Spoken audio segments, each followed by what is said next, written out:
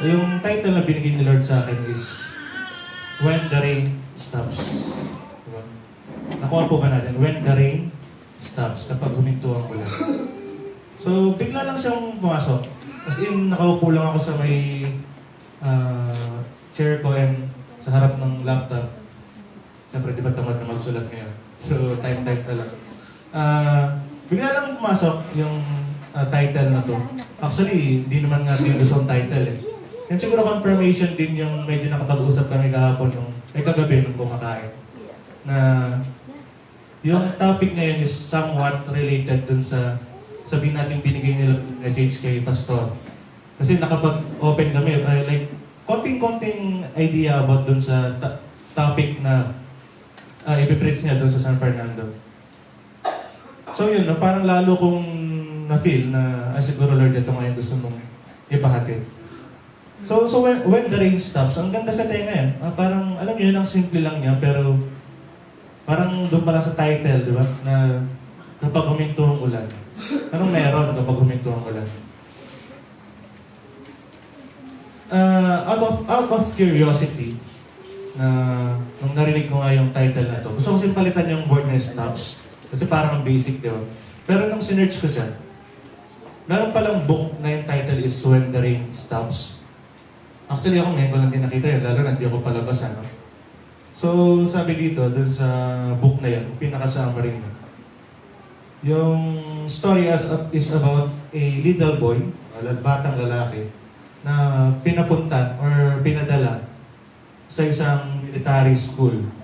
So siguro ibang bansa ito, no? Kumbaga sa atin, baka, alam mo yun, pinadala ka sa PMA, di ba? Na, ano ba, sa mga edad siguro ni Nick, kasi little boy yung sinabi. Sa mga edad niya, although hindi pwede sa PMA, pero like, siguro may special school sa kanila, na kung saan bata pa lang, i-train ka na, like a soldier. Nakakuha po ba natin? Na, yun nga, yung batang yun, pinadala sa military school, and habang nandun siya, marami siyang na-experience, no? Una sa lahat, na-feel niya na parang inabando na siya. Kasi parang, alam niyo yun, wala namang enough reason para ipadala siya doon ng magulang niya. And ganun din yung fear, kasi iba yung ano yun, iba yung mga pamamalakad sa mga military school na ganyan, di ba? Alam ba, kung di ako nagkakamali sa kapatid natin, si Alberto, di ba parang tinatanggal yung pagiging citizen, tama? Kailangan mas stricto, mas disiplinado. So nandun yung takot siyempre, lalo na kung bata siya. Pero still, no? After ng mga pinagdaanan ng yun, sabi sa summary, na nag-succeed siya. Nag-succeed. Pasensya na po, no? Sa naka-retainer time, may libero tayo with nag-succeed siya na, and natuto siya magpatawad. So kung titignan natin, ano bang connection ng When the Rain Stops doon sa summary na yun, pwede natin sabihin na yung experience niyang abandonment, fear, and iba pang bagay such as bullying, alam ka, nabanggit yun sa summary. Na yun yung rain na matatawag natin. Diba? Ano ba tayo, pag umuulan, ano ba yung naranasan natin? Di ba may ibang lugar na nasasalanta? Maybe sa atin, yung ulan na nakukuha natin is parang saktong matiligan lang yung lupa, pero sa ibang bahagi naman, lalo na sa mga pinaka-tinatamaan ng ulan or bagyo, sabihin na natin, na nag-iiwan ng damage, di ba? Yung rain, na later on, nagiging flood, etc. Pero after that, no? After ng rain, or napakaraming rain sa buhay, pwede natin tawagin challenges. What problem? Challenges. After ng mga ulan na yan, or when the rain stops, siguro doon, inano yung title, na, kumbaga, ang point is, itong bata, hindi niya sinukuhan yung mga rain na yan.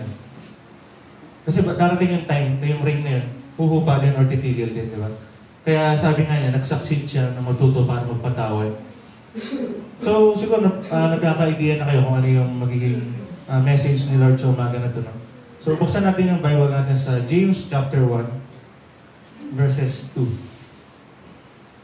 Okay, mahaba po yung notes ko, 2 pages, pero try ko rin i-compress kasi sa mga nakaraang preaching ko, laging almost 2 hours na. Anak po talaga ako ng tatay ko, sabi ko nga. And magka-forma pa kami kanina. Ewan ko, ayaw ko man yun. Pero anyway, yun nga, sa James chapter 1, verses 2 hanggang 4, pero I think sa 2 lang muna tayo, no? Basahin ko, sundan nyo na lang po sa inyong mga mata dito sa screen. James chapter 1 verses 2, mga kapatid, magalak kayo kapag kayo'y dumaranas ng iba't ibang uri ng pagsubok.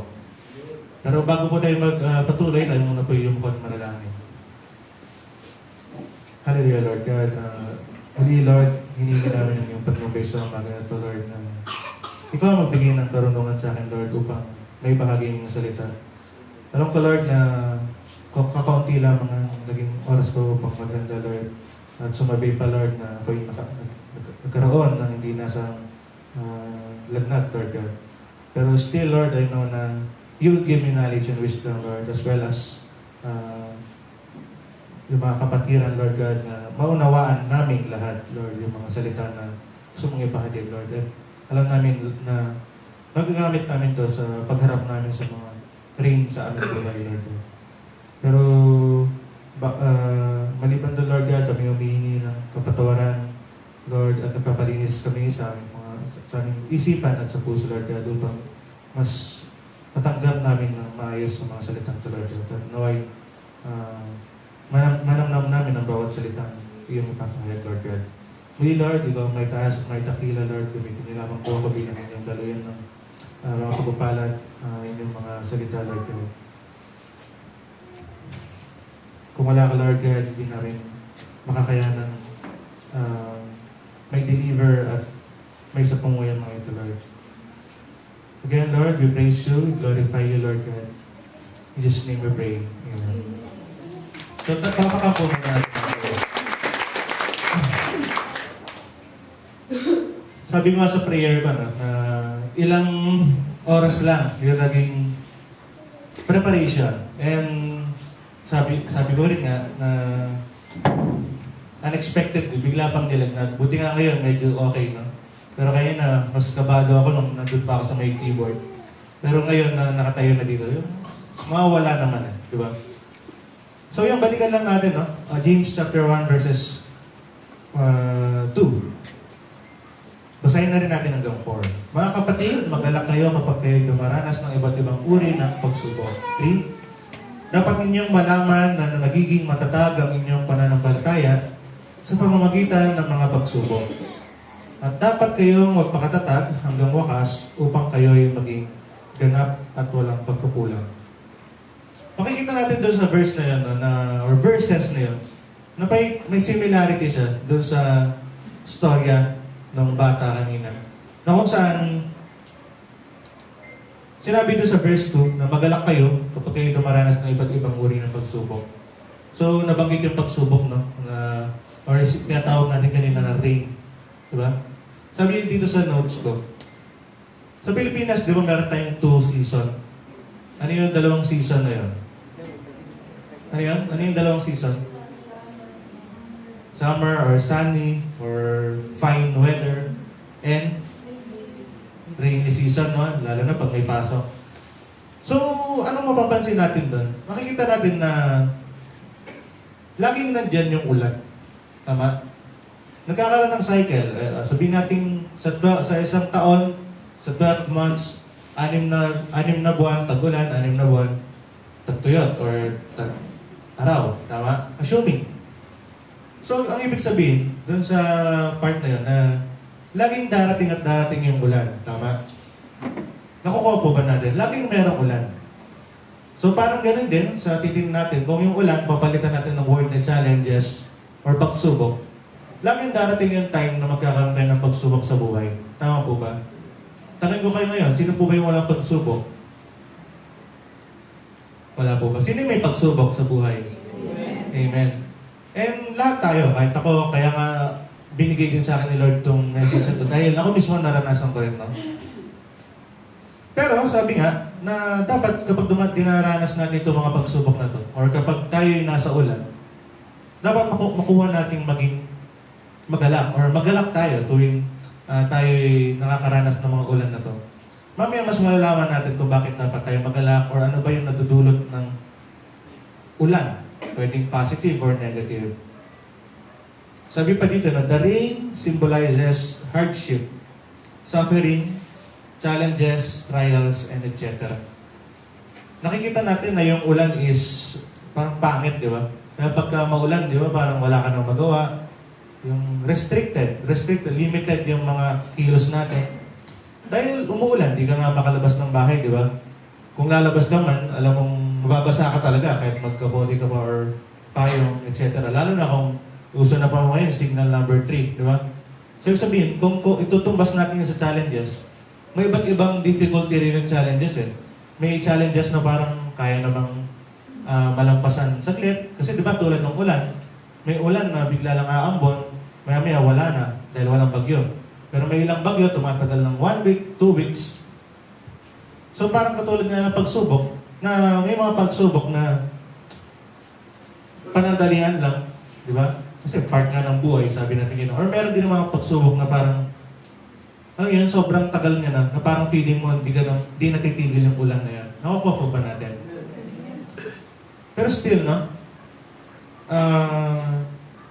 Basahin ko pa yung dito, no? Sabi kasi, we see it as bad and unwanted. Tinutukoy dito yung ulan. Well, no one wants to experience life's difficulties, right? Diba wala namang gusto nakakaranas ng mga paghihirap or challenges.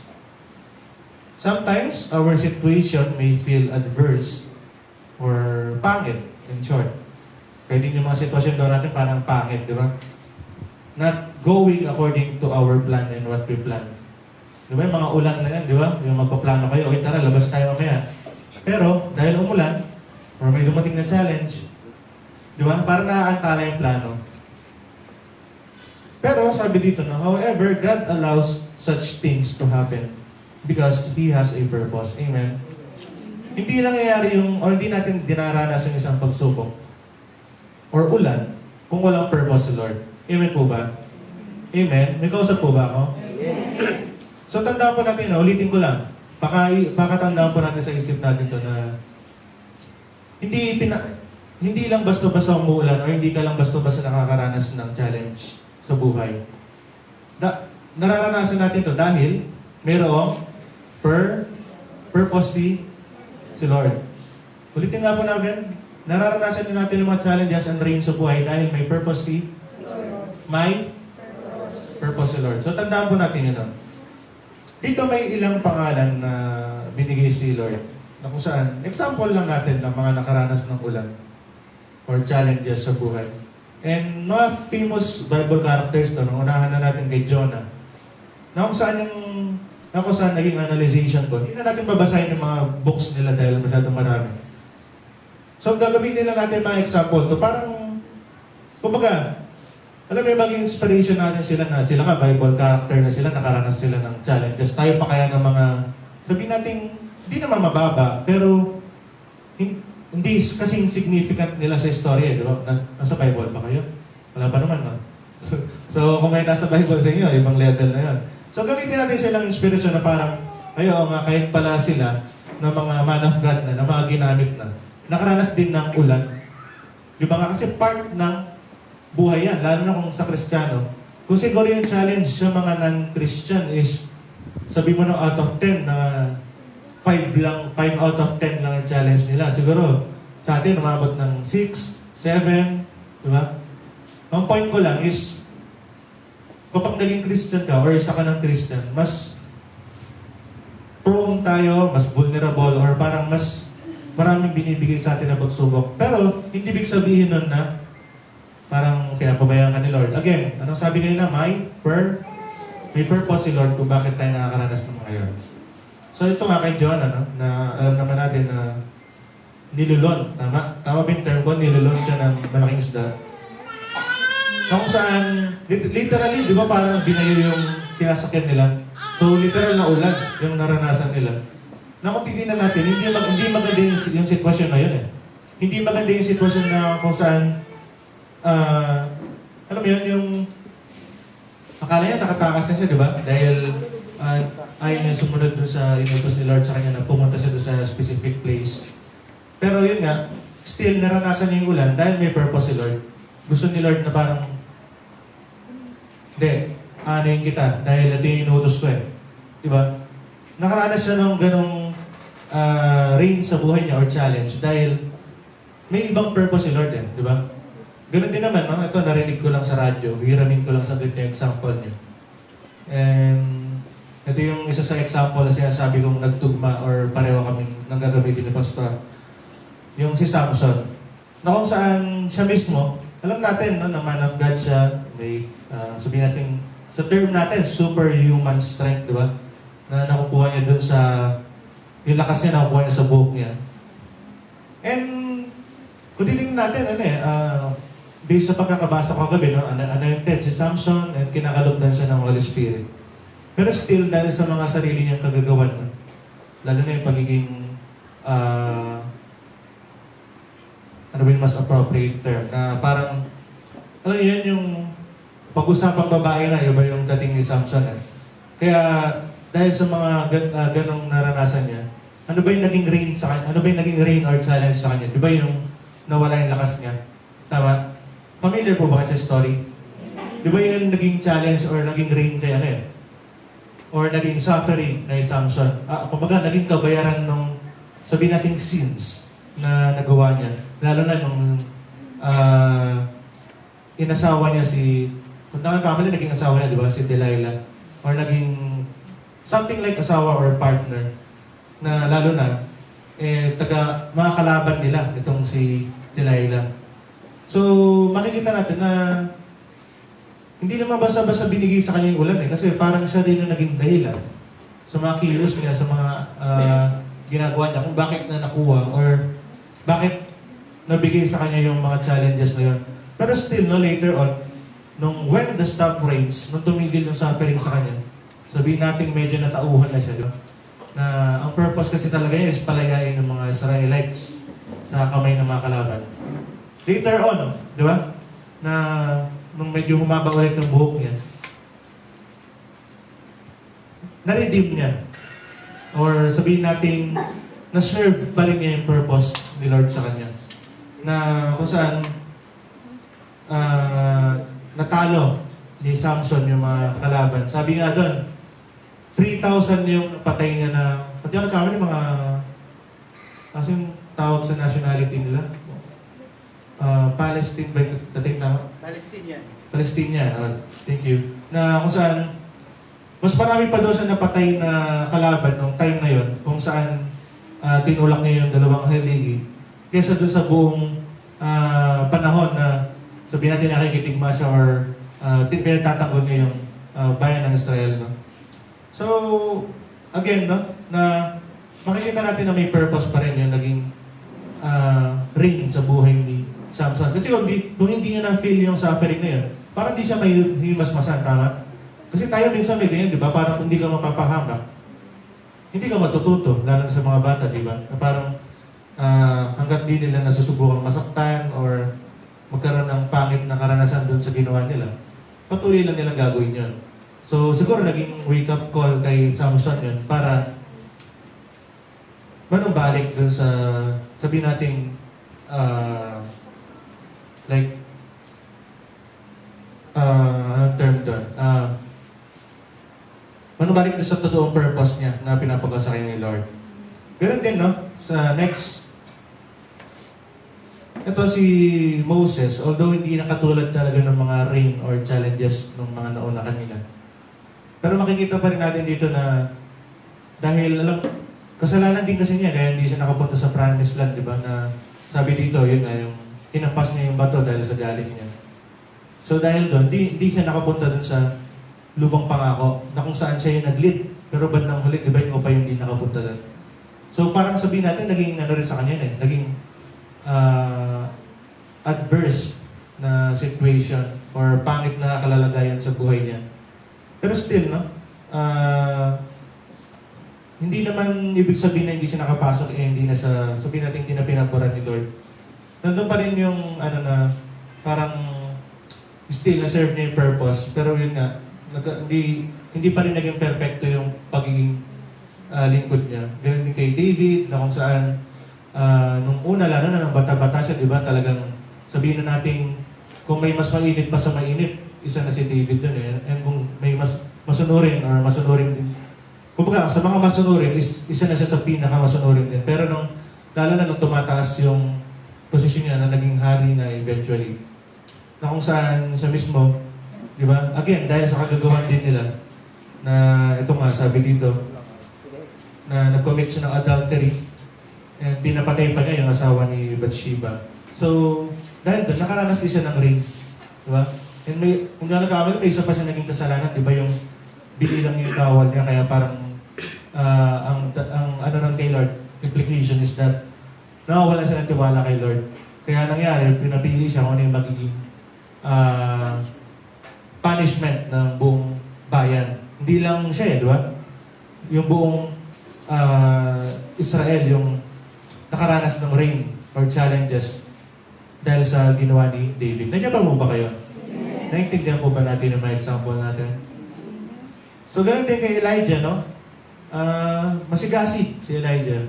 Although ako, hindi ko pa talaga nabasa yung book kung saan nandun yung story ni Elijah. Pero, based sa mga stories, di ba? Yung talagang, sabihin natin, may powers din yung dating ni Elijah. Pero still, no, kahit nung sabihin mong dami nga na naging victory sa buhay, nung nagkaroon lang ng pagbabanta sa buhay niya, di ba?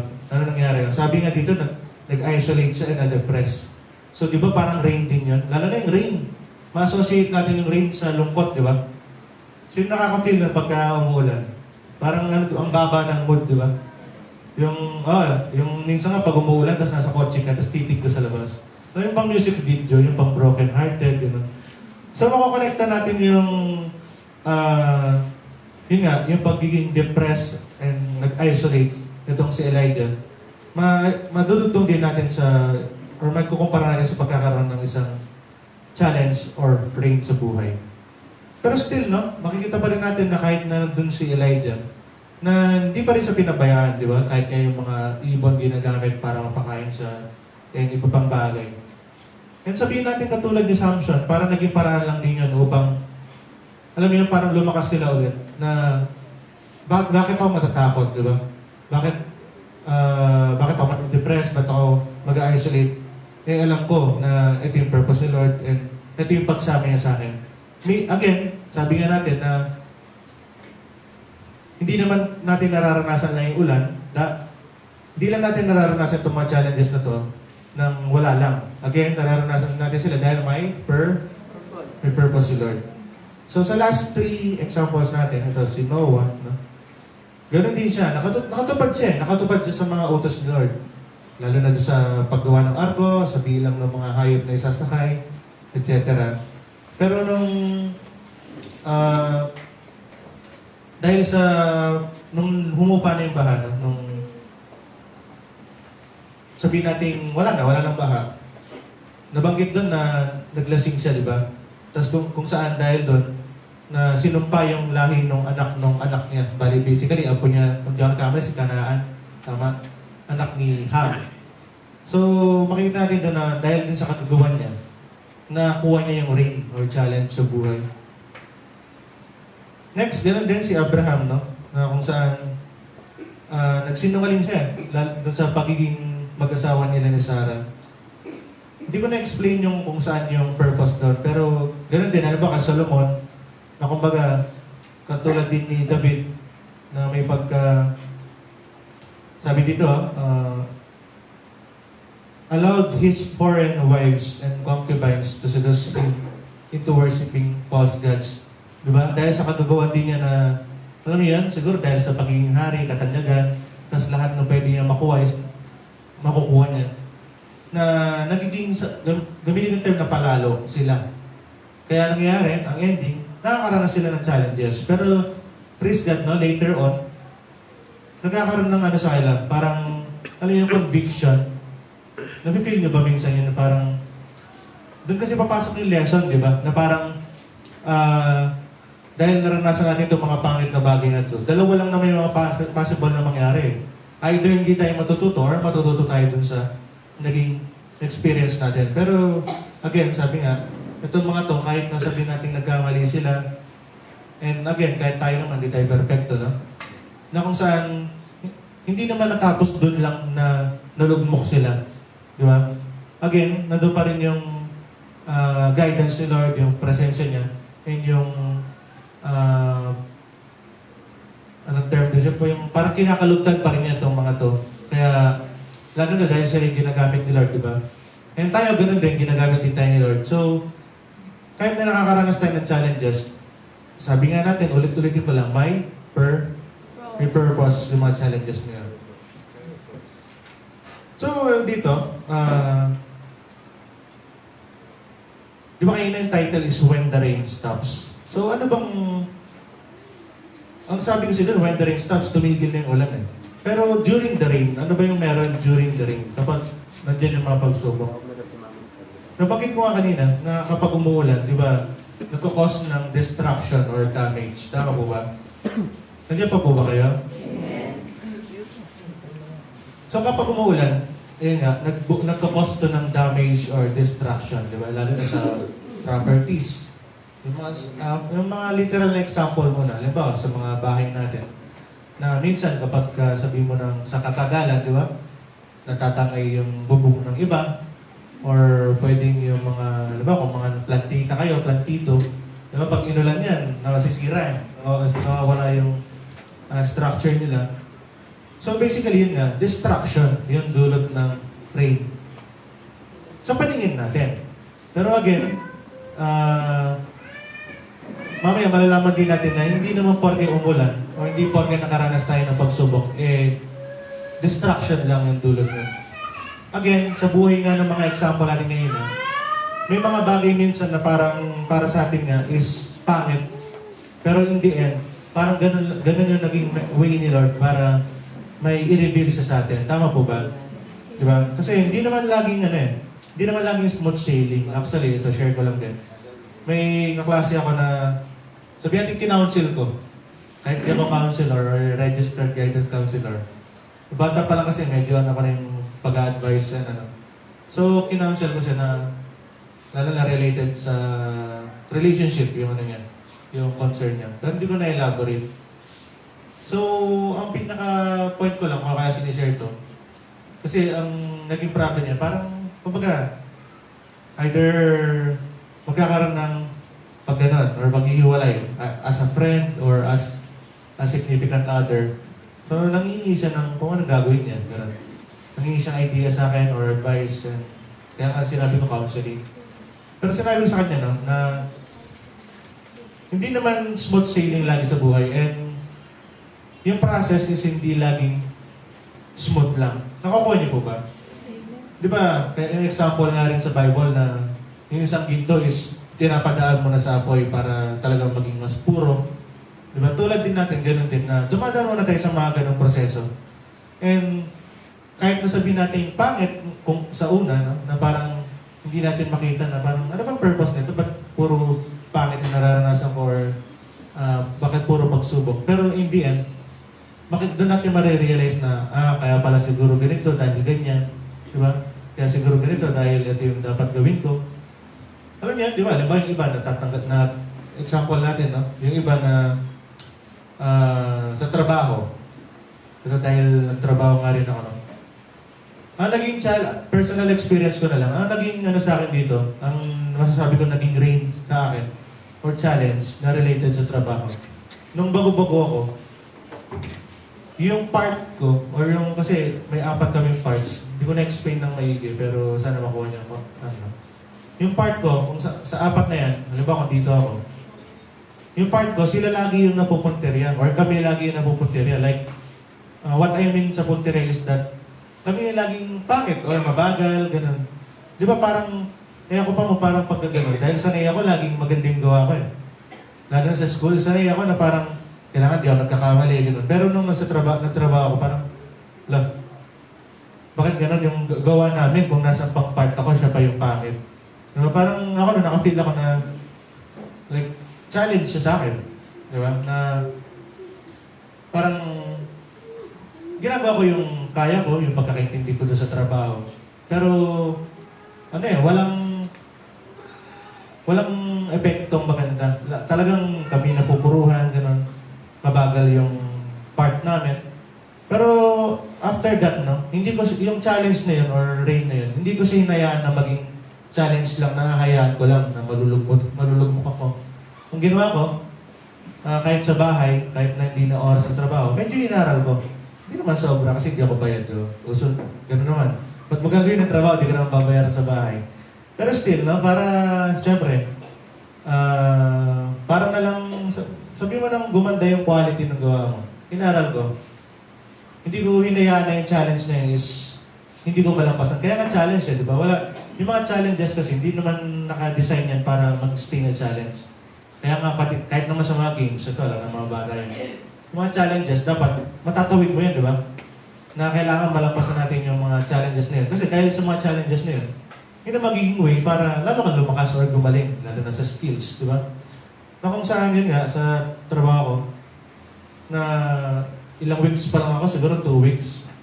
Dahil tinake ko nga yung challenge na yun as a way para, or siguro ang purpose ng challenge na yun is para umano yung skill mo. And later on, sabi nyo sa nanay ko, no, tsaka sa tatay ko na yung account ko, na-upgrade, kumbaga. So, ang ibig sabihin, pagka na-upgrade yung account mo na gano'n, okay ka. Diba? So, kung hindi ako nakaranas ng gano'ng rin, hindi ko pagbubutihan yung naging trabaho. Nakukuha po ba natin? So, in-example ko yung sarili ko dahil ako, mas alam ko yung story ko dito. Pero I know, and alam nyo rin sa sarili nyo na may mga gano'n din karanasan, diba? Na yun nga, sabi, usapan trabaho pa rin. Pwedeng natanggal ka sa trabaho. Kahit sabi mo okay yung sahod. Pero maya-maya pala, kaya ka natanggal sa trabaho dahil ang will ni Lord sa'yo is mag-business, di ba? O kaya, kung bakit naman nasara yung business mo dahil, alam mo, sa amin na lang, sa pamilya namin. Pangit yung naranasan namin na nawala yung shop ng tatay ko. Di ba? Kasi dahil yun yung pinaka-main source of income. Kung makikita natin, drain yun eh. Hanggang ngayon, umuulan.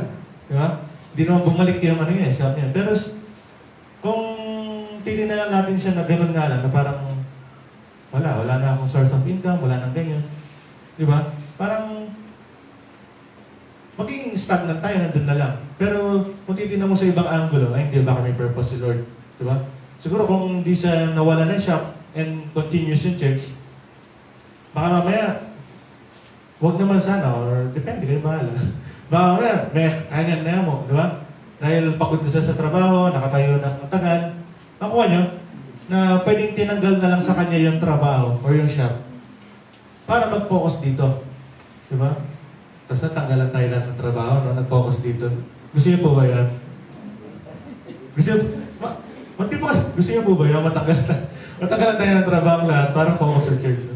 Pwede, namida kayo. Nung sinanong panahon, di ba? Kahit nga yung mga disciple, di naman sila natatrabaho, sumusunod na sila kay Jesus. So, di ba? Malay nyo. Yung pala yung purpose ni Lord. Abangan natin, no? Baka yung pala yung parang para mag-grow yung church. Anyway, ganun din, no? Sa family. Ano ba? Sa mga bata. Another example lang, no? Na pag may naging kasalanan ng bata, napapagalitan ng magulang, ano bang meaning sa mga bata na, di ba? Parang, hindi na ako mahal ng nanay ko. Pinapalo niya akong, ano yun, 2 por 2. Masyado makapal yun. Chinelas na lang ako kasi turon. Kasi chinelas mo lang yung sandugo. Makapal yun eh. Ba't nakaka-relate sila? Hinay-hinay at pearl sa... na yun nga, na yung pamamalo na yun or pagdidisiplina, para sa kayo lahat. Ano yun eh? Suffering, di ba? Or rain. Pero hindi nila alam na yung purpose nun is para matuto sila. Kahit naman kami nun. Yung ate ko, hinihila pa nga, kinakalatid pa yung ate ko. Hindi naman po inabuso. Magaan lang kasi siya kaya nakakalad. Kaya hindi na natin siya makakaladkad. Siya na po yung kakaladkad sa atin. So, yan, dinidisiplina yung mga bata niya. So, kung may anak kayo dyan, malay nyo matuto siya sa mga rain na binibigay ni ate, no? Another example, sa mga estudyante, para makarelate kayo, no? Na, challenge siguro sa mga estudyante dito, ako kasi pag-graduate na, alam niyo yung sabay-sabay yung ginagawa, di ba? Na parang, ito lang, isa-isa, mahina yung kalaban, di ba? Na itong subject na to, o ito yung project nyo, o ito naman, ito yung assignment nyo, kailangan may presentation kayo, magtutula kayo ng 2 pages, o gagawa kayo ng essay na ganito, ganyan. Di ba? Para sa atin, ulan yun eh. Kahit ako nun, na-experience ko rin yun ng mas lower level. Na kung saan, ano yan, sabay-sabay, parang magagawa yun. Di ba, parang challenge pa rin sila. Sa level natin, as a student, di ba, ganun, medyo mahirap na sa atin yun eh. Pero, di ba, ano bang bunga ng ulan na yan? Later on, tayo rin yung matututo, di ba? Kaya nga yung mga ibang matatanda na yung, wala akong inaano, wala akong sinasabihan. Pero, di ba, sinasabi ng iba na mga hindi nakapagtapos, na kung may chance lang sila ulit, mag-aaral sila. Kasi, sayang na kung nakinig lang sana sila, mas natuto sila ng mga bagay-bagay na magagamit nila ngayon. Halimbawa, sa mga hindi nakikinig sa English, alam niyo ba, later on, sa trabaho, lalo na kung medyo mataas na, ano yan, kahit sa college, no? Is kailangan na kailangan yung mga ganyan. So, nakikita natin kasi na pangit yung mga bagay na to. Dahil isang ayon sa atin, ayaw natin nararanasan, ayaw nating nahihirapan sa buhay. Diba? Sabi nga sa tanong ngayon, sino bang gustong mahirapan? Diba? Pero alam niyo po, ito, babalik lang ako ulit sa experience. Magpo-proceed na tayo ngayon. Ang sinasanay ko sa sarili ko, buhat na nagtrabaho ako, na muntik ako mag-awol. Ano pa lang, kaka-orient pa lang sa amin. Kinabukasan ayaw ko na pumasok. Ay, seryoso po, ayaw ko na pumasok kasi parang hindi ako prepared mentally. Saka parang katawan ko, parang ayaw niyang kumilos, lalo ng aga pa mo ng namin trabaho. Pero ang isang, sabi ko nga sa inyo kanina, na simula pa lang ng taon, ito na yung parang nagiging sa akin, na parang wala mangyayari kung puro lang ako no sa buhay, di ba? Again, challenge sa akin yun eh. Mahihirapan ako for sure. Di ba? Kaya nga sabi sa inyo, yung part ko, yung sa part namin, kami mabagal. Pero kung like, hindi ako nag-proceed or hinayaan ko lang na like, natakot ako dun sa or sabihin natin na-depress or na nalungkot ako doon sa nangyari na yun. Tapos parang hindi siya naging encouragement sa akin para magpatuloy at mas mag-improve. Di ba wala mangyayari? Tama po ba? Sometimes we need to take risks para mag-grow. Tama? Sa mga business owner, ganyan, di ba? Sa businessman natin, di ba kayo TV, gano'n? Na kailangan talagang maglalabas ng puhunan or kahit na walang kasigurado yung isang bagay, kahit na parang may tendency na bumagsak, kailangan tititing natin yung risk. Kasi pagka nag-no lang tayo, or kapag hindi tayo humaharap sa challenges na yan, walang mangyayari, walang paglago. And sabi nga dito, no, yung pinag-usapan natin ngayon, yung mga explain kong share ko lang ng buhay ko, yun yung mga like challenges. Pero ano bang mangyayari after ng challenges, no? Tulad ng ulan, sabi dito, Rain helps plants to grow, providing the essential nutrients they need. Nakuha po ba na rin? Rain helps plants to grow, providing the essential nutrients they need. Alam niyo yung ulan, blessings in disguise minsan yan sa sa mga, sabihin natin, alam ba, mga farmers, tama? Sino dito yung may kapamilya or nagtatanim na yun? Ayan. Di ba kaya Dam na wag naman bagyo, pero yung mga ulan na, di ba, lalo kung palay yan, malaking tulong sa kanila yan, di ba? Although kung titignan natin, sabihin natin, yung ulan is challenges yung katumbas yung pinag-aaralan natin. Pero, parang sa kanila yung ulan na yun is kapakipakinabang and nakakatulong para mabigyan ng nutrients yung mga tanim nila, di ba? Na later on, magiging useful, di ba? Sana nakukuha niyo yung idea, no? Na parang kahit sa paningin natin, pangit yung isang bagay, hindi lang natin nalalaman na may purpose pala yan na maganda. Diba? Tulad na lang na ito na may binigyan na example si Lord, di ba? Pamili kayo sa yung mga clay na nag-sculpt ng mukha. Di ba hindi naman, yung clay na yan, putik. Di ba? Yung putik na yan, wala namang form yan. Nung una. Di ba? Lalagay nila sa isang like frame, yung parang wire-wire para gumawa ng mukha ng tao. So una, wala pang sipya, like bibilugin lang nila, mag-spam pa yung itsura. So pangit pa, di ba? Pero habang tumatagal, habang pinipino, di ba? Makapag-produce ng magandang output. Ganun din, no? Yun nga, na itong mga challenges na to, itong mga rain na to, sa una, sa paningin natin na hindi kaya-aya o hindi ayon sa atin, pero pagbibigay sa atin ng nourishment or essential nutrients na kailangan natin para mag-grow. Sabi nga dito, no? Like plants, the rain, or yung mga testing sa buhay natin, makakatulong sa atin para mag-grow. Na kung saan itong mga ring na to mas tutulong sa atin para mas maging rooted sa Lord. So tingnan natin sa Colossians chapter 2. Sana po naunawaan pa natin yung yung mensahe ni Lord. Although hindi kasi ako masyadong nag-joke, no? Corny kasi ako mag-joke. Dito di pastor na corny din. So, sa Colossians chapter 2. Wait lang. Colossians chapter 2 verses 7.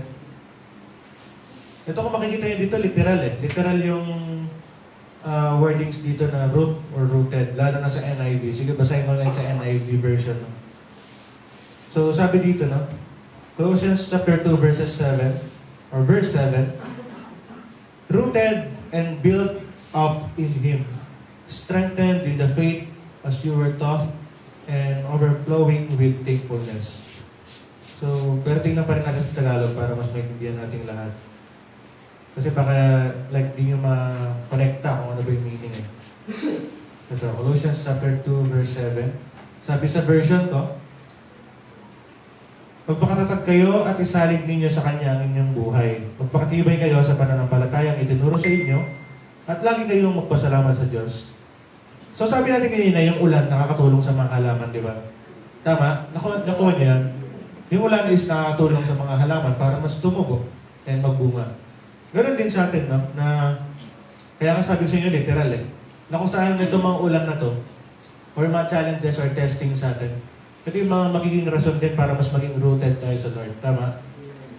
Gaya nga ng mga example natin ngayon, yun na lang, kay Samson. Nabanggit ko na posible, dalawa lang yung maging direksyon ng magiging sitwasyon. Either babagsak siya totally, or magkakaroon ng realization and babalik sa Lord. Tama? And thankfully, no? Na yung naging challenge sa buhay niya is naging wake-up call sa kanya. Tama po ba? And ganoon din kay Jonah, na kung saan yung pangit na naranasan ni Jonah, na yun yung naging rason para finally sumunod siya sa Lord. Alam niyo po, di ba, minsan sa atin, nabanggit na sa atin ito dati, na parang, alam niyo yun, yung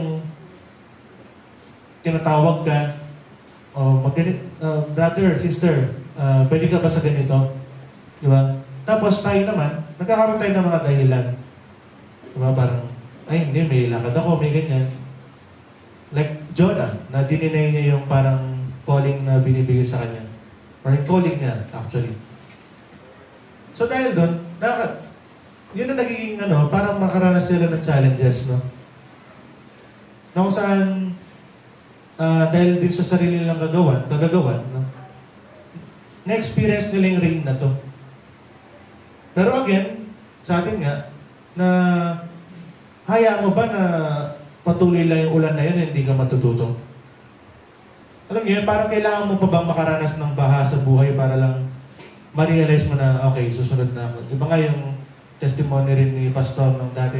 Actually, ilang Sundays ago lang nga tayo. Na parang kahit graduate na siya ng pagpapastor, hindi naman sa agad nagpastor, di ba? Naalala niyo po ba yun? Nandiyan pa po ba kayo? Di ba na kahit nasabihin natin correct me ba? 1 year, 2 years na graduate. Actually, ilang taon na kami nun eh. Sabihin natin mga more than 5 years na siyang graduate. Tama? So, hindi pa rin siya nagpastor or hindi siya nag-establish ng church. So, ano nangyari, di ba? Nakaranas siya ng karamdaman. Na yun yung sabihin nating challenge or rain na naranasan niya. Na kung hindi niya naranasan yun, hindi niya marirealize na parang ay kailangan pa ng sumunod sa calling ni Lord sa akin na magtayo ng church. Nakuha niyo po ba? So, ano ba sa atin, no? Diba, gaya nga na nabanggit ko kayo na parang sasabihin ni Pastor, kaya kung sino mang leaders na parang brother, sister, ikaw yung mag-pray, ikaw yung ganyan, ikaw yung ganito. Yung mga ina-assign, dito na lang tayo sa church sa umikot, no? So, tayo naman, yung iba, or halimbawa ako, hindi na reject natin yun. Hindi natin alam, dahil sa pag-reject natin yun, yun yung magkakos para bagsakan tayo ng ulan or ng challenges. Hindi namang sinabing masama na yung ibig sabihin nun. Sabi nga natin kanina, no? Na nasa sa atin lang kung paano natin titake yung challenges na to. Kung titake natin to as, kaya nga challenge eh. Di ko lang, sana nagigets niyo yung meaning ng challenge, no? Kaya nga challenge kasi, Di ba hindi natin ginamit yung term na problem? Kasi yung challenge na is meant to be overcome. Di ba? Dapat malampasan yung challenges or testings. Di ba? Hindi naman kasi yung challenges is reason na para tumigil. Tama? Although, yun nga, iba-iba lang yung rason kung bakit nagkakaroon ng challenges. Tulad na lang kay Job. Kung yung ibang example natin kanina, di ba, sila yung naging dahilan kung bakit sila nakaranas ng pagsubok nila sa buhay. Kumbaga, sariling kasalanan, sariling kagagawan. Pero kay Job, medyo naiiba ng konti, di ba? Ano yung description sa kanya, di ba? Nung panahon na yun, siya yung parang pinakamatuwid nung time na yun. Pero despite being the most righteous person that time, hindi pa rin siya na-excuse para hindi makaranas ng ulan or challenge sa buhay. Nakukuha natin. Diba? Kaya unang-una pa lang ngayon ng first part natin, nabanggit ko na, di ba? Na tinanong ko kayo, ano, ilan yung season sa Pilipinas? 2. Sunny and rainy season. So, yung sabihin, talagang darating at darating sa buhay natin na kahit sabihin mo nang ginawa mo na lahat sa church, nag-serve ka, na di ka nalilate, hindi ka nag-absent, talagang pagpapalit mo yung ibang gawain para makapagsimba ka lang, makapag-attend ng Bible study, ng sa ating mga music team, no, na magpapalit mo yung business mo, papasok ay mag-attend ka ng mentoring, pero praise God, natapos sa kahapon, no? So, sayang sa mga hindi na alam mo yan, yung kahit sabihin mong ginawa mo na lahat, hindi ka pa rin ma-excuse na hindi ka makakaranas ng challenges sa buhay. Diba? Pero ulit-ulitin ko lang, kasi alam niyo kung pag-ulit ako para tumatatak sa inyo. Kasi madali lang to message. Ito mga challenges, nasa sa atin lang kung paano natin sila titignan. Sabi rin sa radyo, no? Praise God nga dahil, kung di ako nagtrabaho, hindi ako mabababad dun sa 702 eh. Madaling araw pala, nagabiyaya akong makanya, no? Talagang laging ganun narinig ko, yung sa radyo, no? Natataon pa, like kung alam mo, may sitwasyon ako. Yung sagot, nandun sa radyo. Ano ba yung naging ibang example? Ito mismo, actually itong topic na to. Inspired siya dun sa naririnig ko nga sa radyo kung saan na sometimes sa buhay natin may mga nangyayari na parang pangit pero hindi natin alam yung magiging resulta pala ng is maganda. Amen. Amen po ba? Ito nga, yung mga challenges, sabi dun sa 702, familiar kayo dun, di ba? Familiar po ba lahat dun? Kung hindi, I highly suggest no, na makinig kayo dun. Mas magandang pakinggan yun kaysa sa 99.1, 97.1, kung ano mga radio station. Umalis na ako ng 702 pag Chinese na yun. Kasi may Chinese kasi nun paghapon. No? So, gusto ko mag-stay, wala na ako maintindihan. Pero going back, sabi dun sa station na yun, 90% ng mangyayari. Halimbawa, may experience tayo. Tayong lahat, para tayo ng experience. Sabihin natin, may challenge tayo. Hindi ko na lang i-specify ko ng challenge. Assuming may challenge tayo. 90% daw ng magiging next part ng situation natin is nakabase kung paano tayo mag-react. Naintindihan ba natin? 90%. So, laking bagay nun. Di ba? Example, sige. Yun nga, yung kanina about sa trabaho na lang. Yung, ano ba, nawalan ka ng trabaho. 90% ng mangyayari na next is nakabase kung paano ako mag-react. Ano ba, 90% nag-react ka, na nalungkot ka, naglasing-lasing ka kasi parang wala nang saysay yung buhay mo. Diba? Naglungkot-lungkot ka. Ano mangyayari dun sa next part? Dahil gano'n na naging reaction mo sa nangyari. Ano ba, ito yung challenge. Ulitin ko ha. Ito yung challenge. Sundan yung kamay ko. Ito yung challenge. Na yung sabi nga natin, natanggal sa trabaho. Pare-pareho tayo, assuming. Yung naging reaction mo is, naglungkot. Para mabilis lang yung term. Naglungkot. Dahil dito niyan, dumaan siya dito sa reaction mo, ano magiging bunga? Di ba? Or magiging resulta nun? E di, wala na. Na-down ka na. Parang feeling mo, yun na yung katapusan, no? Ano mo, ng buhay. Pero sabihin natin, career mo. Pero kung sa gitna, ito yung challenge, same pa rin. Challenge mo na tanggalan ka ng trabaho. Pero yung reaction mo, tinignan mo siya as siguro baka may mas better sa akin na trabaho. Anong bunga nun? Di ba? Hindi bababa yung self-esteem mo, yung confidence mo. Actually, ang mangyayari pa nga nun is that may iwasan mo ma-feel yung lungkot na parang wala kang purpose or walang direction yung buhay mo. And actually, kahit sa titignan natin sa psychology aspect, ganun din, no? Na kung paano tayo mag-react talaga sa mga bagay. Yun yung pinakamalaking factor kung ano yung mangyayari na next. So, halimbawa, sabi ko nga sa inyo kanina, again, sample ko lang sa sarili ko, na kung yung challenge sa amin, sa trabaho ko, kung tinake ko lang siya or nagpakalungkot lang ako dahil palpak yung ginagawa namin, wala mangyari, walang improvement. Kaya again, yun nga, no? Parang nire-reveal sa akin ni Lord talaga, simula nung pumasok yung taon, na parang kailangan hindi mo inuurungan yung mga challenges. Tama? Amen? Amen po ba? Diba? Kasi pag wala yung mga yan, na-share ko nga sa Bible study, kung naalala ng mga nandun, no?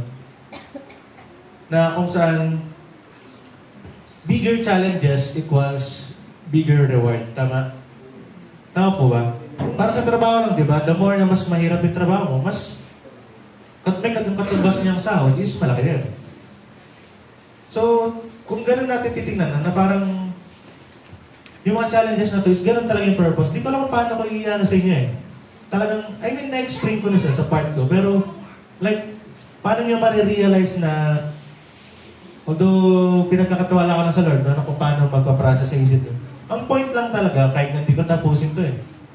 Ang pinaka-point lang is that, hayaan nyo lang yung mga challenges na yan. Face them. Kasi marami yan. Di naman isa lang yan, dalawa, tatlo. Isa nga sabay-sabay pa yan. Di ba? I-face nyo yung mga yan. Kasi without those challenges, wala nang improvement. Di ba? And sa mga challenges kasi na to, dun mas natin makikita yung mga purpose ni Lord, kagaya nga ng mga sample natin kanina, no? Na kung saan mas magkakaroon tayo ng realization sa buhay. Ito, nabanggit ko rin kanina, no? The greater the challenge, the greater the reward. Tapos, those who overcome are being rewarded. Nabanggit nga natin si Job kanina. Ang dami niyang ulan, ang dami niyang challenges na nakuha kahit hindi naman talaga niya dapat makuha yun. Tama? Pero, di natin alam kung ano yung ano eh. Di natin alam kung ano yung isip ni Lord eh. Bakit hinayaan niyang naranasan pa niya yun, di ba? Like, okay naman yung buhay ni Job. Mayaman na siya. Okay yung pamilya niya. Okay yung business. Di ba? May kakilala ba kayong gano'n? Na okay na lahat? Hello, nandiyan po ba kayo? So, kahit na gano'n pa man yung buhay niya, alam mo yun, hindi natin marireach yung isip ni Lord. Bakit binayagan pa rin niya? Like, ano pa ba yung meron dapat i-improve kay Job kahit na okay naman siya? Sabi ka siya na yung pinaka-righteous that time. So, ano ba yung dapat niyang ika-righteous pa? Ganun. Diba? Kahit ako hindi ko maano eh. Hindi ko maintindihan kung bakit kailangan pa niyang maranasan yan. Pero again, parang naging ano kasi yun eh. Like, di ba, humingi ng permission yung kalaban para like, parang i-challenge si Job. And siguro pumayag si Lord dahil na para mapatunayan na itong anak niya to is talagang matuwid and mananalig lang hanggang dulo, and yung faith niya is talagang yun yung mangingibabaw. Although may part lang sa dulo na medyo nagganyan ng konti yung faith ni Job. And imagine mo yun, ikaw na yung tinesting, nagkasala ka pa bigla. Na ano yun na ba yun? Parang ikaw na ngayong nalugi, tapos ikaw pa yung masama, parang gano'n. Parang gano'n kasi naging experience ni Job, na parang siya na nga yung nahirapan, bandang huli, siya pa yung naging may kasalanan, kahit na initially, wala siyang kasalanan. So siguro sa part na yun, no? Doon siguro yung purpose ni Lord na parang siguro may spot pa rin talaga kay Job na darating yung time. Yung pagiging righteous niya medyo masishaken.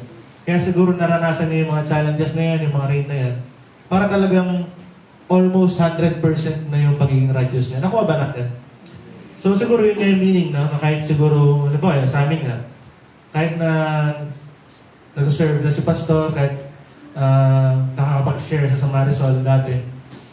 So, kung titignan natin, parang ginawa niya yung part na, di ba? Pero siguro nga, may purpose pa rin, no? Na sabi nga natin, baka nilayo na lang siya para magkasakit, di ba? Or iba pang bagay na parang baka may mangyaring sitwasyon doon na madadamay yung simbahan. So nakikita niyo, gano'n namin siya tinignan. Gano'n namin tinignan yung bagay na yun. And dahil gano'n namin siya tinignan yung angulo na sa nangyari na yun, gaya lang ng sample kanina, di ba? Na anong ending? Hindi naman kami parang kawawa kami, wala kaming pangkain, di ba? Binudol pa nga lang ako ng tatay ko, di ba? So, ano yan? Nakukuha niya. And gano'n din, no? The rain causes people to be resilient. Sabi sa Romans 5:3-5, buksan natin sa Romans chapter 3. Romans 5 rather. Romans 5 verses 3-5.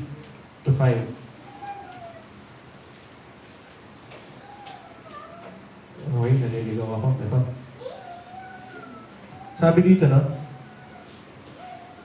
Basahin niyo sa akin. Hindi lamang iyan, ikinagagalak din natin ang kahirapang ating tinitiis dahil alam natin ito ay nagbubunga ng pagtitiyaga. Ang linaw doon, no?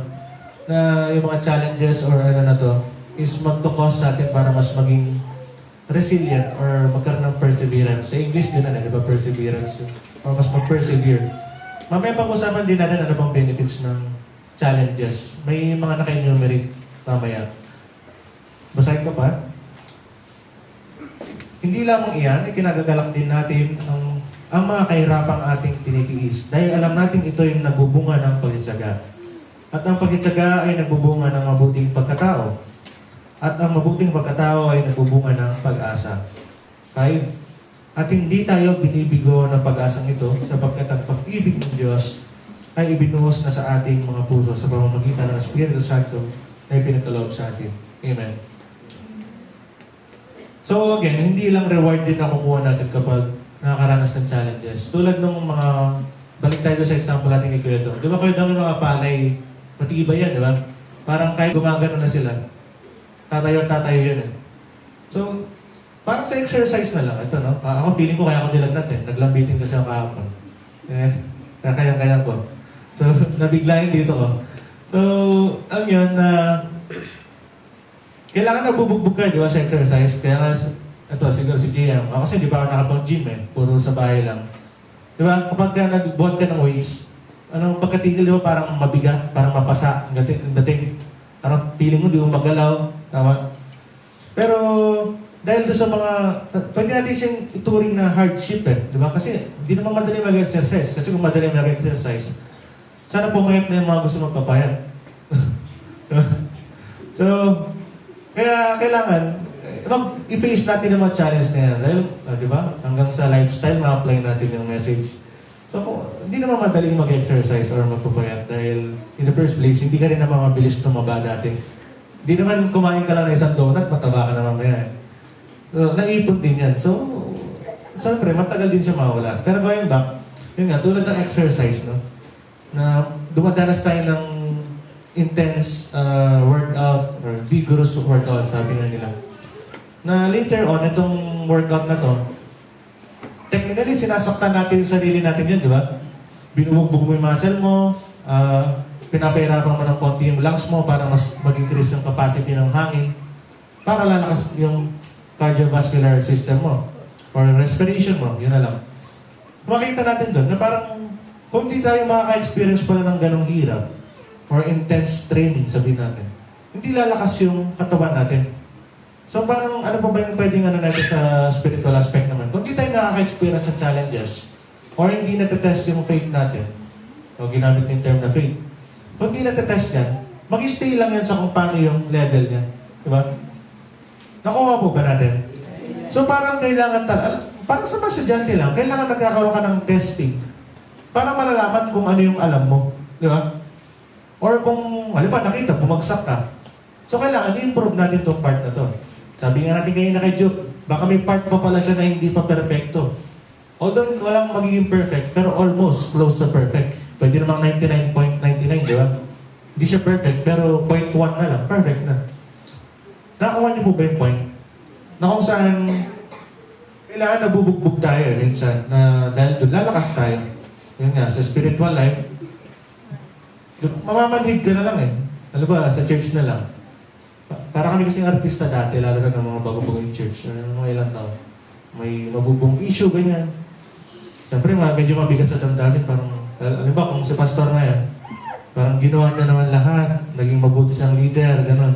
Pero bakit gano'n pa rin? O, nawala yung rain na yun, na-solve yung problem. And nagkaroon ulit ng another issue, or challenge, or ulan. Diba? Medyo nababawasan eh, parang, ay hindi, na-experience na namin dati to. Medyo manageable. And na-solve yung challenge, or testing, or yung ulan, tumigil.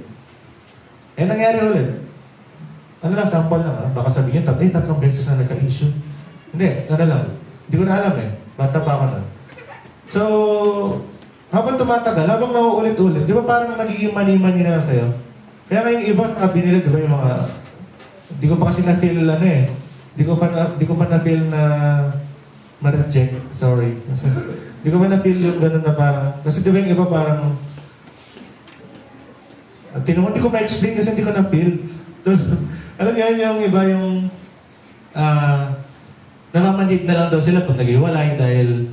Sanay na. May mga ganun, di ba? Ay, hindi. Walang iniiwan dito. Oh, lahat ba kayo okay lang yung relationship niyo? Di ba? Parang... Dahil na, unang boyfriend niya, umiyak talaga siya. Talagang gulgul. Eh, pangalawang naging boyfriend niya, nag-iwalay din sila. Medyo konti lang. Tapos pag mga pangatlo, pang-apat, pang-lima, parang... Okay na yan. Nag-iwalay kami. Okay na. Proceed. O, parang... Hindi ko alam kung okay itong sample na to. Pero di ba yung iba yung nanganganak? May mga ganun kasi yung parang pag-unang anak nila, mahirap. Pero pag tumatagal, di ba parang binibasic na lang nila. Lalo na kang anak mo is, hindi ko alam kung totoo ha, ano lang, naririnig ko lang. Pag yung anak mo, 5, 7, gano'n, parang yung mga bandang uli, hindi ka nakalas, parang hindi ka na nasasaktan eh. Tama po ba? May ganun, totoo ba sa mga nanay, na gano'n yung bilang ng anak? Siguro kasi Sarian, hindi siguro, pero kung normal, parang, alam, gano'n narinig ko eh, parang, the more na may next kang anak, alam mo na yung sakit, alam mo paano yung technique siguro sa mag-ire, gano'n. Anyway, na sample. Pero nakakuha niyo po yung ibig sabihin. Na kailangan talagang nabubugbog tayo sa challenge kasi talaga. Kasi the more na mas na-expose tayo sa challenge, and na-overcome natin sila, kapag dumating ulit, basic na lang. Diba? Nakuha niyo. So, gano'n lang po kadali yung gusto mong sabihin ni Lord. No? Pero ito, medyo konti na lang. Siyempre, mahirap naman na sa ulan. Sabi nga natin ngayon, diba, di ka makalabas pag umuulan. Pero still, no, kahit may mga challenges or may ulan sa buhay, hindi naman ibig sabihin, hindi ka na pwede mag-move, no? Kaya nga, di ba tayo pag umuulan, merong payong, tama? May kapote. So, tira natin, no, sa Psalm 57:1. Psalm 57:1. Wait lang, medyo marami-rami kasing chapter yan, no? Psalm 57:1. Natin pala isa. Yan, basahin ko. Sundan nyo lang sa madami. Mahabag ka, o aking Diyos, ikaw sana ay mahabag. Sa iyo ako lumalapit upang ako ay maligtas. Sapagkat aking nasumpungan sa lilim ng iyong pakpak. Ligtas ako sa panganib hanggang ito ay lumipas. Alam niyo, nakuha niya. Naintindihan ba natin yung pinasa natin? Basahin ko ulit lang. Pakaintindihin niyo. Mahabag ka, o aking Diyos. Ikaw sana ay mahabag. Sa iyo ako lumalapit upang ako ay maligtas. Tandaan natin na, sa iyo ako lumalapit upang ako ay maligtas. Pagkat aking nasumpungan sa lilim ng iyong pakpak, ligtas ako sa panganib hanggang ito ay lumipas. Ganda ng dulo na ligtas ako sa panganib hanggang ito ay lumipas. So hindi naman kasi ibig sabihin na nasa harap tayo ng isang challenge or nasa ilalim tayo ng isang ulan. Eh harapin natin mag-isa yan. Tama? Ano ba sa mag-asawa? Hindi naman porke problema lang ng lalaki, problema lang ng lalaki yan. Diba? Dahil kaya nga mag-asawa dahil they are one. Tama? So, dapat ang problema ni Mrs., problema ni Mr. Pero problema ni Mr., problema lang niya. Tama? Ganun ba? Hello, nandiyan po ba kayo? Kaya ako nag-joke, di nyo nag-gets kasi. Nag-gets nyo po ba? Tawa kayo. Pero hindi. Yun nga, hindi naman natin kailangan i-face lang na mag-isa yung challenges sa buhay. In the first place, mali mo, kaya pala na-feel natin or na-experience natin yung challenges na yan. Kasi baka gusto ni Lord na parang balikan mo siya, na hingi ka ulit ng guidance sa Kanya, ng assistance or mag-pray, di ba? Kasi minsan, mga tao, di ba ganyan na kung kailan may pagsubok lang, doon lang natin naalala mag-pray, tama? Narinig po ba? Yes. Di ba may mga ganang sitwasyon na kung saan, pag sabi nga, pag masaya ka, di ka naman nagpapasalamat talaga, or pag blessed ka, di ka naman nagpipray na parang, Lord, thank you for this blessing, di ba?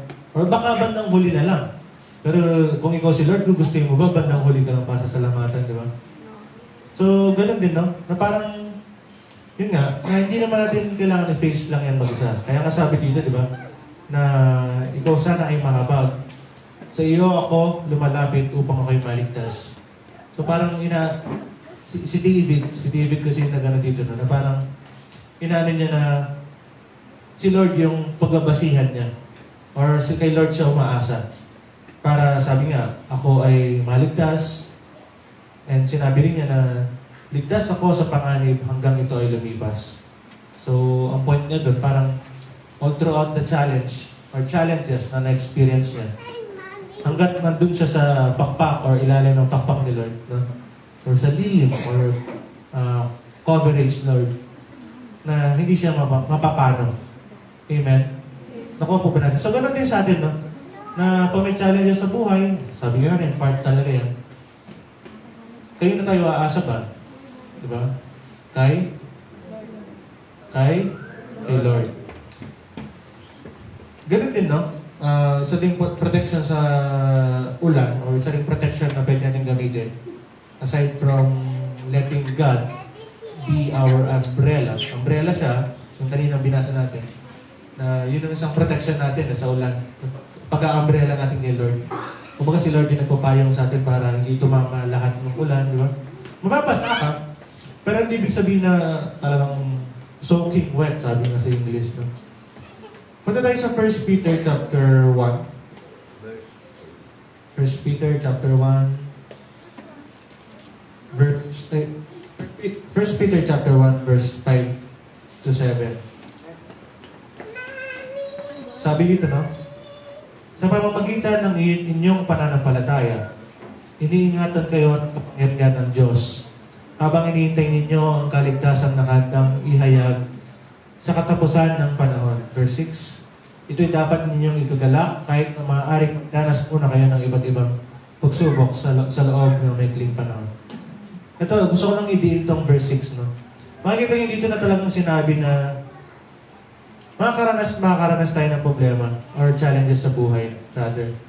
Pero ano ba sinabi niya, di ba? Na dapat ninyong ikagalak. Kahit sa binasa natin kanina sa James chapter 1, di ba? Kung di ako nagkakamali. Sinabi niya na dapat magalak tayo kapag nakakaranas ng pagsubok. Hindi naman literal na tatawa-tawa ka, pero sabi nga natin kanina, no? Based sa mindset natin or kung paano natin titignan yung pagsubok. Kailangan, ano pa rin yung optimism or dapat positive pa rin yung isip natin. And gaya nga na nabanggit yun, ano, na sa Psalm 57 verse 1, na yung refuge natin is si Lord. Tama? Amen? Wala naman tayo ibang aasahan. Verse 7, ang ginto, bagamat nasisira, ay pinapadaan sa apoy upang malaman kung talagang dalisay. Gayon din naman ang inyong pananampalataya na higit na mahalaga kaysa ginto ay sinusubok upang malaman kung ito'y talagang tapat. Sa gayon, kayo'y papupurihan, dadakilain at pararangalan sa araw na mahayag si Yesu Cristo. Nakuha niyo yan, in verse 7. So parang talagang kailangan dumaan talaga. Kailangan. Hindi sinabing wala lang, kaya tayo dumaranas ng pagsubok. Talagang kailangan na dumaan tayo sa pagsubok. Amen. Ang mahirap lang, dahil narinig natin itong message na ito, Nasaan nyo, may application natin dyan. Kaya nakakatakot na may message. And nakakatakot din makarinig na message kasi, eto nga, sabi natin, testing. Ngayon may narinig tayo ngayon, may pinag-aralan tayo. So kailangan may testing na may experience, di ba? Like, tingnan natin kung ma-apply natin narinig nito.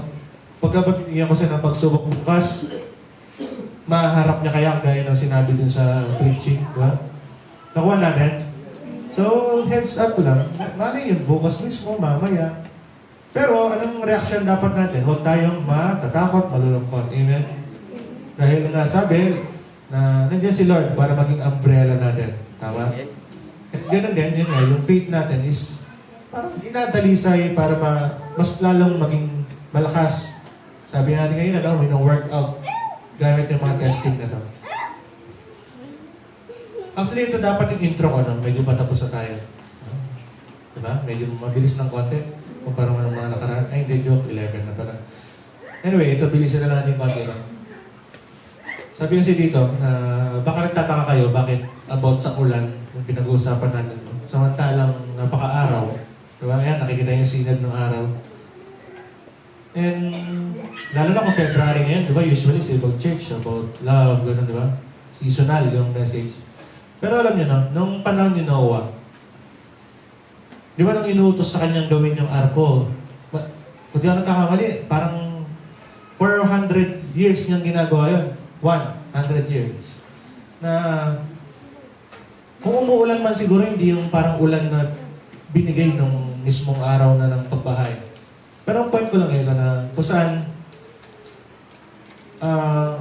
kahit out of season yung dating ng message, no?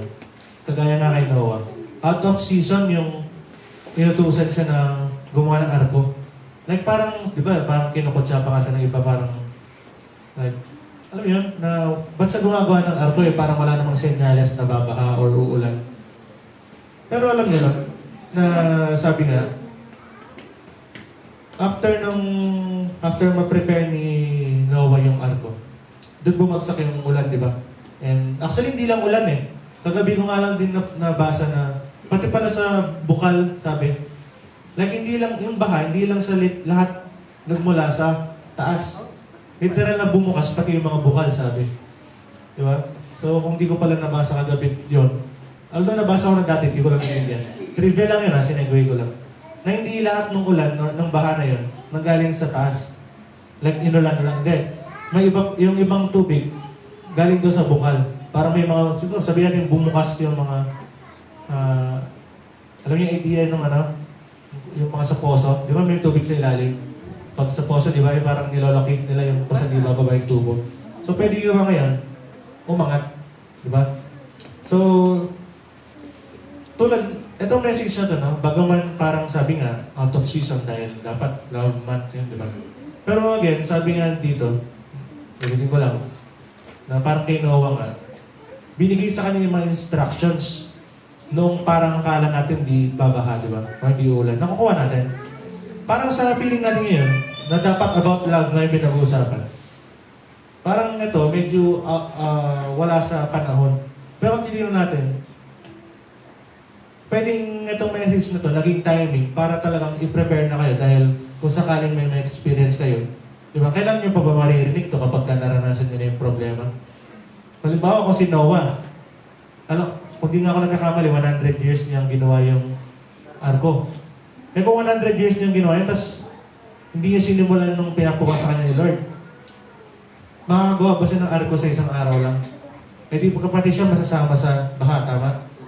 So kailangan, no, na nagpe-prepare tayo kahit may challenge or kung may ulan or walang ulan sa buhay. Amen?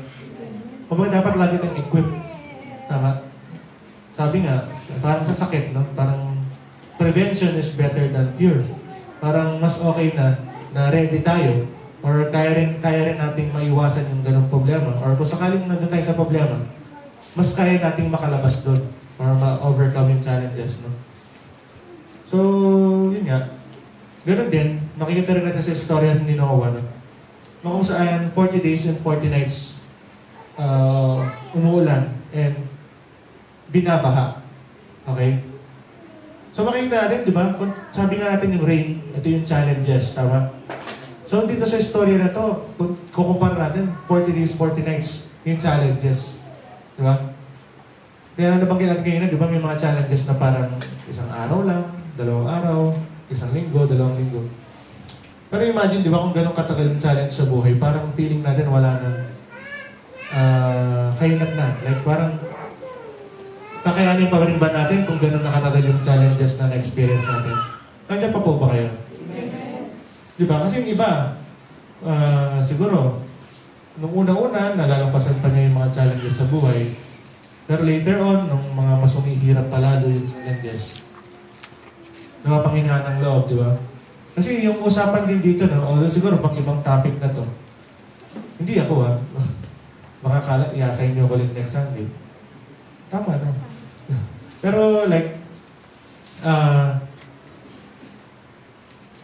alam niyo yan na kung saan, sabi nga natin, no, na yung challenge is part ng buhay. Pero what if dumating sa point na parang kakadating ng challenge, laging dumadating, di ba? Parang napagod ka na i-overcome siya kahit sabi mong alam mo paano, pero di na natin siya nagagawa.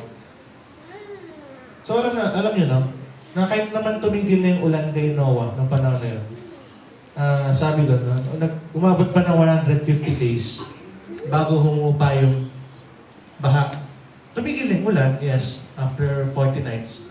Pero hindi ibig sabihin kawalan agad yung baha na naiwan, di ba?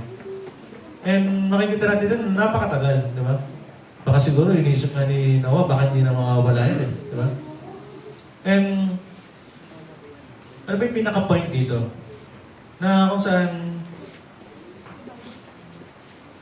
kailangan nandun kasi nandun yung sabi nga ni Pastor, persistence, di ba? Not consistency, but persistence.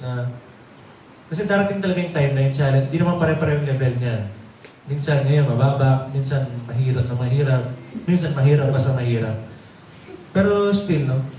Gaya nga nung ginawa or pinangako kay Noah, doon sa Genesis chapter 9, na di ba yung rainbow, yun yung sign or symbol na kung saan di na ulitin ni Lord yung ginawa niyang paglilinis sa mundo. Sa ganun pamamaraan. Di sinabi hindi na magkakaroon ng paglilinis. Pero sa ganun pamamaraan. Kasi kung titignan natin, napaka-grabe nung nangyari na yun, di ba? Na kung saan talagang buong mundo yung nalubog sa baha. Alam yan, makikita rin kasi natin na yung rainbow na yun. No? I mean, makikita natin ng rainbow na yun na parang after the challenge, may hope, di ba? Amen. And sabi nga natin na may purpose. So, hindi nangyayari lang yan ng out of nowhere. Kailangan, yun yung magiging reason para lumakas tayo, mag-improve, and etc. Sabi nga dito, ano ba yung mga benefits of challenges? Marami ito, pero mabilis ko lang isa-isa ito. Sabi niya, benefits of challenges helps us to build our confidence. Overcoming challenges can help you feel more confident in your abilities. Diba? Ganun din. Sabi niya, developing new skills. Kapag nakakalampas tayo sa challenges, nakapag-develop tayo ng mga new skills. Ganun din, in-improve your mental health. Ito, medyo napapanahon na ito ngayon, no? Dati kasi pag-usapan ganito sa preaching, hindi naman talaga involve yung mental health. Pero ngayon, sumasabay tayo sa praise God, ito yung sa field ko, no? Na, yun nga, yung isang bagay na tinuro kayo na, kung ma-apply nyo yun, malaking tulong yan. Na kung paano tayo mag-react, di ba? And ako, masasabi kong testimony ako dun, no? Kasi, yun nga, recently, lagi kong hinaharap yung mga challenges sa buhay. Although, hindi ko man kinakwento sa kanila, pero ako, sarili ko na lang. And di ba nga mas mahirap minsan yun pag sarili mo lang na yung challenge.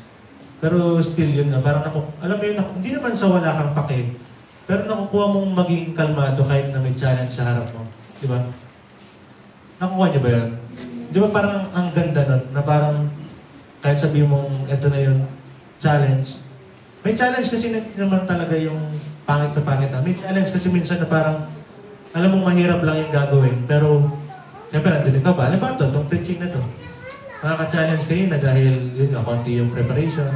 Pero still, parang Ano yung makukuha ko kung tatanggihan ko yung ano, di ba?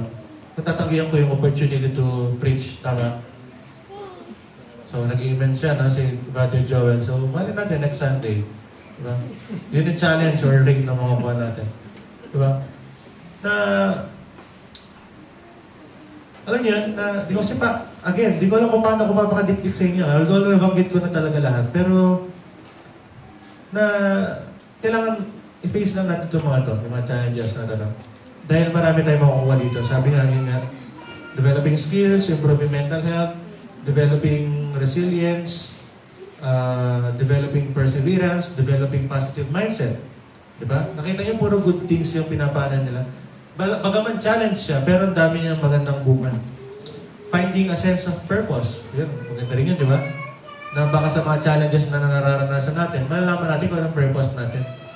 And ganoon din, developing creativity, building relationships, medyo hindi na sobrang related. Pero sa conclusion natin, no, review lang, that yung rain or challenges is part talaga ng buhay Kristiyano. Amen? So punta tayo sa 1 Peter chapter 4. 1 Peter chapter 4, verse 12 to 19. Although di ako sa babasahin ng buo, no? May kinukuha lang ako na iilan. Sabi niya no, mga minamahal, sa verse 12, huwag na kayong magtaka sa mabibigat na pagsubok na inyong dinaranas, na para bang ito hindi pangkaraniwan. Ang linaw na sinabi, no? Na huwag na tayo magtaka na may mga dinaranas tayong pagsubok sa buhay. Na parang minsan nga, parang ngayon lang natin nakita or na-encounter. 13, sa halip, magalak kayo sa inyong pakikibahagi sa mga paghihirap ni Kristo upang maging lubos ang inyong kagalakan kapag nahayag na ang kanyang kaluwalhatian. Amen. Pangatlong verse na to na sinasabing dapat lagi tayong magalak kapag may dinaranas na pagsubok. So, pero kahit pangatlo na to sa nabasa natin, iilan lang to sa mga verses na about sa ganito. Pero, ang tanong, nagagalak pa talaga tayo kapag dumaranas ng pagsubok. So, sana yun yung ma-workout natin, no? Na kahit, again, kahit pangit yung karanasan, kahit anong challenges or testing yan, na makuha natin magalak and makita natin in a nice way kung ano ba talagang purpose ng challenges na yun. Amen? So sabi ko sa inyo, nakinig kayo ngayon, tignan natin kung sa ilang araw or bukas or sa mga susunod, kung yung challenge na ibibigay sa atin. And sana ma-remind tayo kung paano natin sila harapin. Verse 16, same chapter. Ngunit kung kayo'y magdusa dahil sa pagiging Kristiyano, huwag ninyong ikahiya ito. Sa halip, magpasalamat kayo sa Diyos sapagkat tagling ninyo ang pangalan ni Kristo. Ganun din, sa verse 19, jump tayo. Kaya nga, ang mga nagdurusa ayon sa kalooban ng Diyos ay dapat magtiwala sa lumikha at magpatuloy sa paggawa ng mabuti. Ang Diyos ay laging tapat sa kanyang pangako. Ang ganda na, no? Na lalo ni last part, ang Diyos ay laging tapat sa kanyang pangako. Na kahit sa kalagitnaan ng mga challenges, basta isi-seek lang natin siya. Amen? Na again, kahit na sinabi ko na, no, na laging part yung challenges. Pero laging nasa atin din. Kung ano yung magiging reaction natin, kung paano natin harapin yun, and kung haharapin ba natin. Ganun din, ito dito na tayo magtatapos, no, sa Philippians chapter 4, verse 11 to 3. Ay, 13 rather. Philippians chapter 4, verse 11 to 13. Familiar lahat dito. Pero yung 13, familiar kayo. Pero basahin natin sa 11. Hindi ko sinasabi ito dahil sa kayo ay pinaghahanapan ko ng tulong. Natutunan ko ng masiyahan kahit maging anuman ang aking kalagayan. At yung nagiging mindset ko ngayon. Although, mukha lang akong, bata pa ako, no? Like 21 years old pa lang ako. Pero, sabi ko nga sa inyo, na magpasok pa lang ng taon, parang ito na talaga yung nagiging, sa akin, signs of aging, no? Na, yun nga, nakita niyo sa last part, sinabi niya, na natutunan ko ng masiyahan, maging ano man ang aking kalalagayan. Sana maging ganun tayong lahat, tulad ni Pablo, no? Na lalo na sa sitwasyon niya, no, sinusulat nito, kung di ako nagkakamali, nakakulong na siya, di ba? So, paano mo makukuha ang masiyahan sa ganung sitwasyon? Tama? So, kung makikita natin, nasa kasalukuyan din siyang nasa ulan. So, sana maging kapareho tayo ni Paul na kahit ano man yung kalagayan natin is makuha natin maging masaya. Hindi lang literal na masaya. Pero siguro ang meaning ngayon dito is maging kampante or pananan. Amen. Sa 12, alam ko kung paano magikahos. Alam ko rin kung paano managana. Natutunan ko na ang sikreto kung paano masiyahan sa anumang kalagayan sa buhay. Ang mabusog o magutom, ang managana o maghirap. So, ang ganda rin na sinasabi niya dito na. Kumbaga na-experience niya yung dalawang side. Na-experience niya na yung mga magaganda at pangit na bagay sa buhay.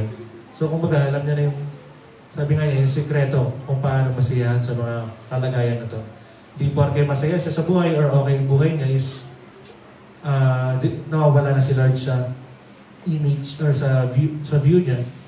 And hindi rin naman na porke nakakaranas ng hirap, nawawala na yung sigla or galak sa kanya. At yung pinakamaganda sa 13, na kung saan ang lahat ng ito ay magagawa ko dahil sa lakas na kaloob sa akin ni Kristo. Amen. Na kahit ulit-ulit, part yung challenges. Pero ito, maliban sa mga nabasa natin kanina, no? Na kung saan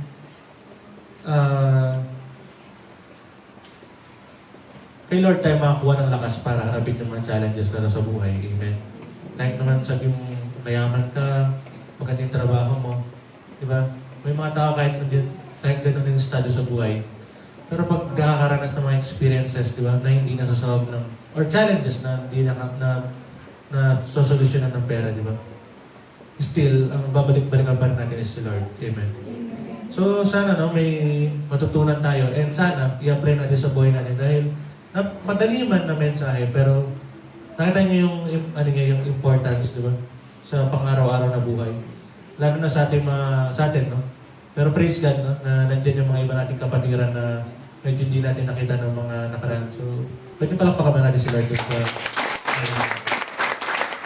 So, like, sabi mo, narinig natin itong message na ito, sana may apply natin. And, be like Paul, kumbaga.